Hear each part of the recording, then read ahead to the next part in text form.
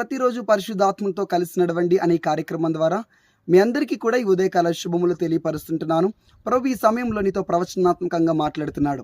నీ భవిష్యత్తుని గురించి అధైర్యపడుతూ కృంగిపోతూ బలహీనమవుతున్నావా?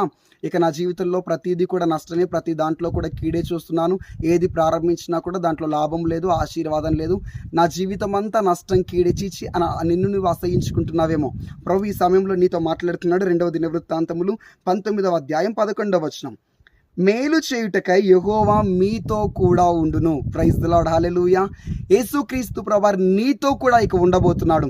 నువ్వు చేసే ప్రతి ప్రయత్నంలో, నువ్వు వేసే ప్రతి అడుగులో, నువ్వు చేసే ప్రతి దాంట్లో కూడా ఇక కీడును చూడవు, మేలునే చూడబోతున్నావు. ఆమేన్.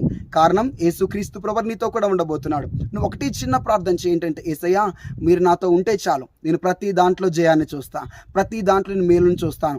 యేసు లేకపోతే కీడు జరుగుతుంది. ఇక యేసు నీతో కూడా నడవబోతున్నాడు. God bless you. Praise the lord.